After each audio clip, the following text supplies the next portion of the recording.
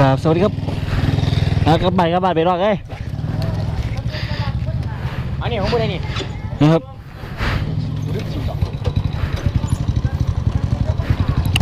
บดีเนี่ยครับบดี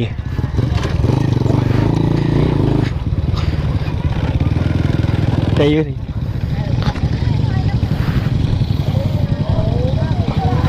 กี่ละเลนนะมาหน่อยกี่ละเลนวะเดี๋ยวสายันเด้อกันเนี่ยสายันเด้อน้ำมันเลยหน่อยนึงเอาไป10 กิโลมาเรียกว่าจะยันมาจะยันมาน้ำมันหมดเยอะเพราะว่าจะลาเลยหน่อยนึงไม่ว่าเชื่อมันจะ10 กิโลมาเยอะว่ากี่ละเลนเยอะ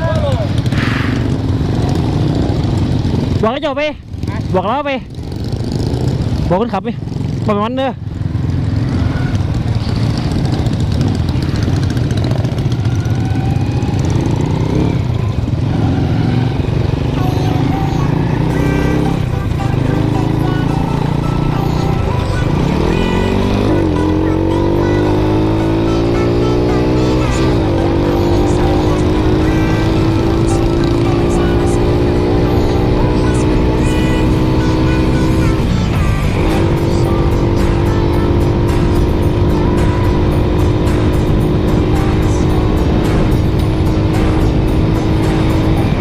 nói về xuống mình rồi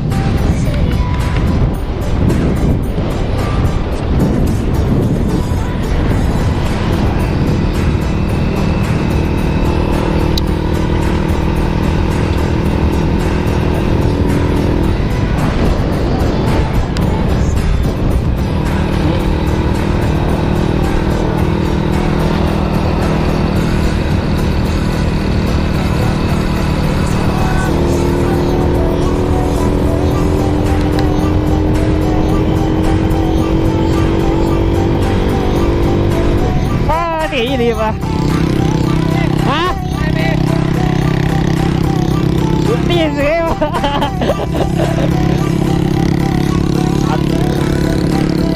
ไปเลยไปบอกเอ้ไปเลยผลิตโคมไปน้องเอ้ย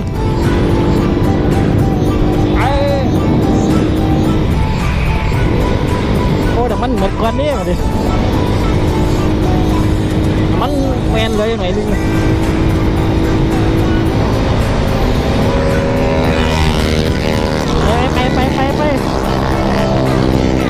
ไปเด็กกันเนาะไปเรียกก่อนม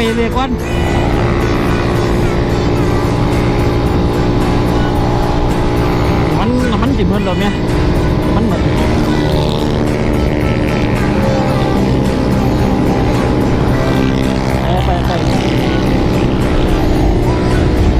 ไปครับพี่น้อง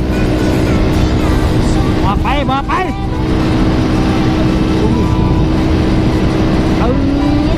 หวอยู่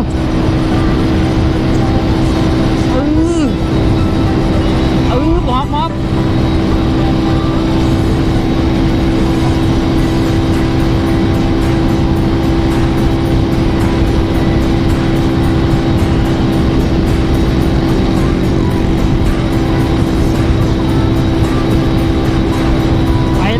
ไปเลย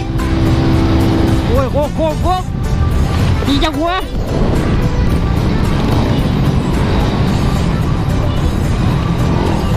เฮ้ยน้ำมันหมดนี่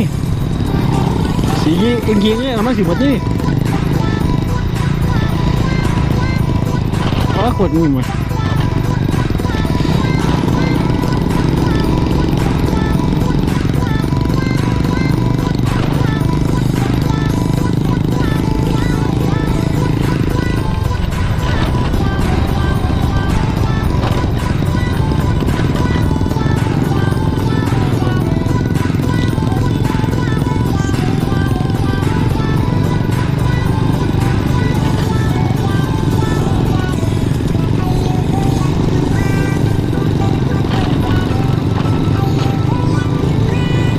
ไว้หลุดนี่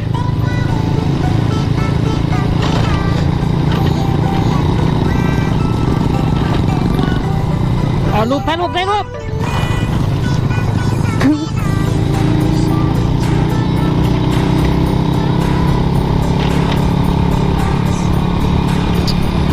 รูปทุกคนเหรอครับยิงไม่เปิดเปิดแล้วเอาลูกบักครับเอาลูกบักเอาเบาๆเอา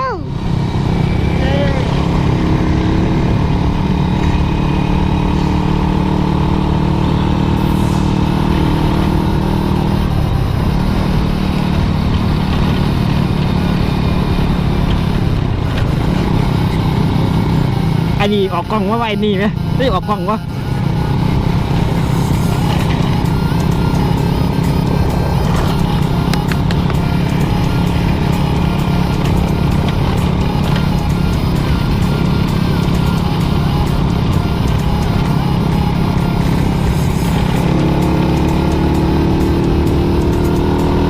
1 กิโลบาทยังวะบ้านโน้นสวรรค์บ้านโน้นสวรรค์นะครับอยู่สุรินทร์นี่ก็เดินทางกลับพี่น้อง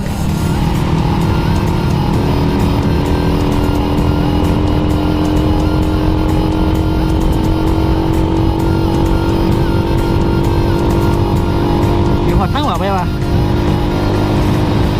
เราสารคามอีกคนนึงครับเราสารคาม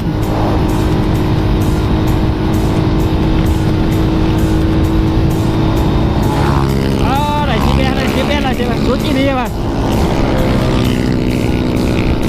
เขาไปเลยแต่มันถึงมันเหรอกูสูหรอโอ้เดิมเนี่ยเดิมเงี้ยจนเงี้ยนี่เลี้ยวซ้ายครับพี่น้องเอ้ยเลี้ยวซ้ายปั๊มหาปั๊มด้วยวันนี้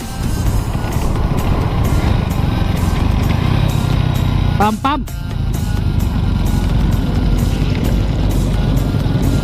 พี่น้องเอ้ยนี่โอ้โดนแลนด์มั้ง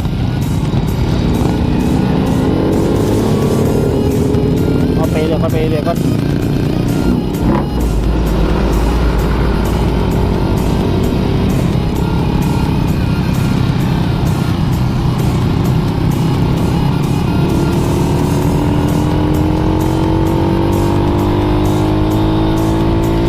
ปั๊มเด้อ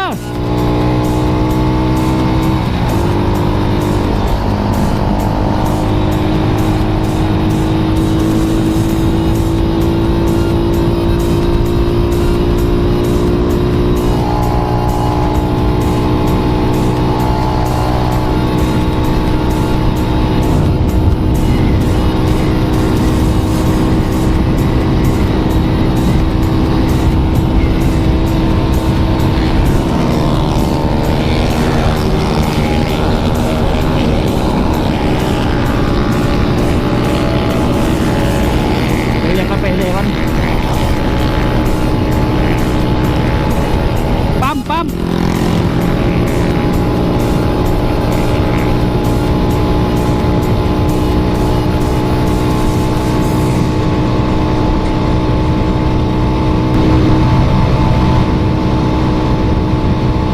เดี๋ยวจะเห็นลูกไม่อยู่เดี๋ยว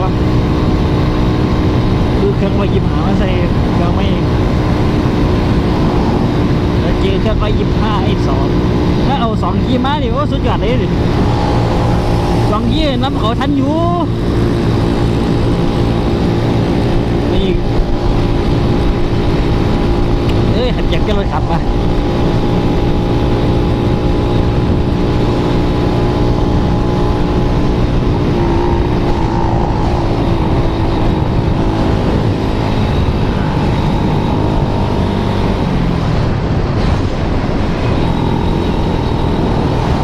น้ำมันเบิดเพิ่งอ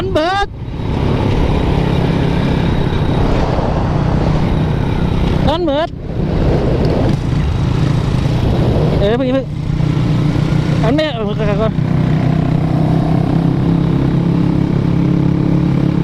โอ้โดนเหมือนเบีย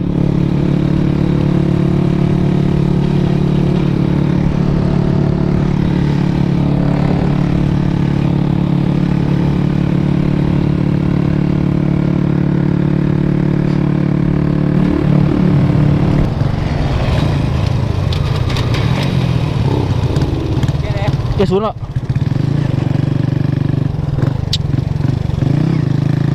Game over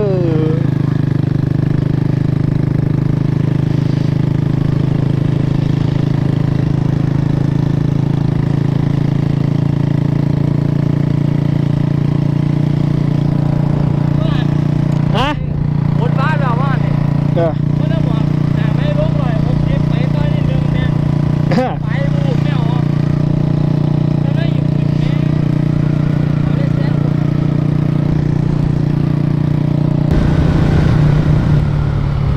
พี่ครับพี่ครับรถเป็นอะไรครับ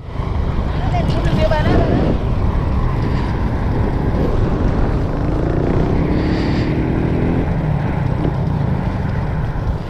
สลับกันอยู่ปะ เพราะเป็นเอาตัวปั๊มนี้มัน ปั๊มไหนโอ้ปั๊มไม่นานเนี่ยปั๊มยัง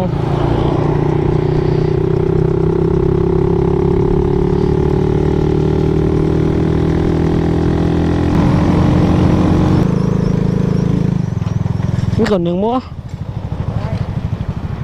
เฮ้ยเฮ้ยเฮ้ยคนมันมีคนหนึ่งมา ผมไปเติม20อ่ะ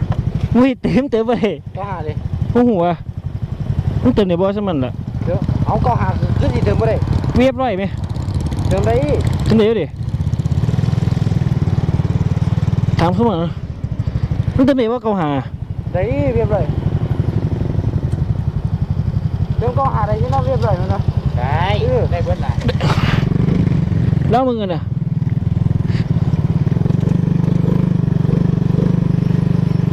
ดูดิ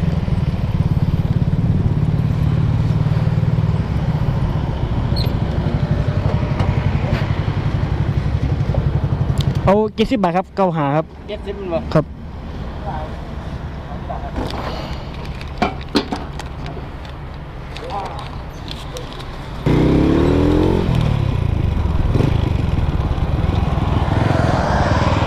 เงาก็สุ่มดีอะวะ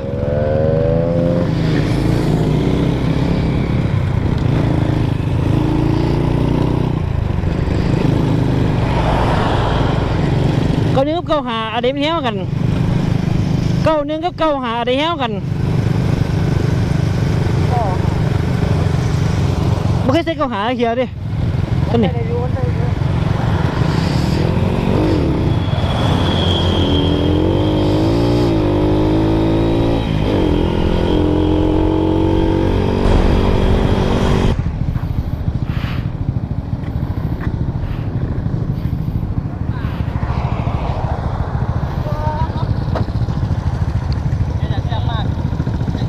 เฮ้ยที่ป่ะไป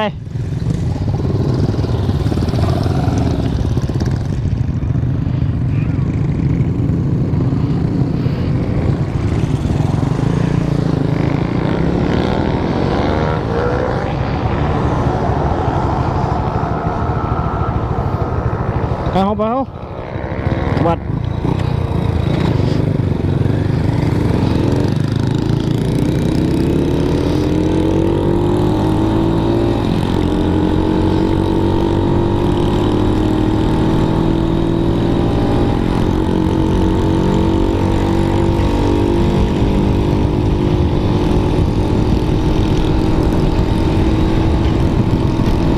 ว่าฝนไหลครับวันนี้ไม่ยินมาไม่ยินอะไรวะสูด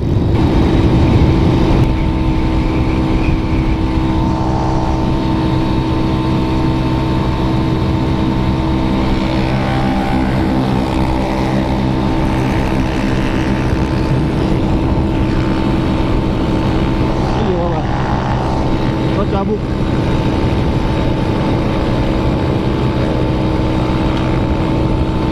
มีคนไหลอ่ะเย็ดยังวะ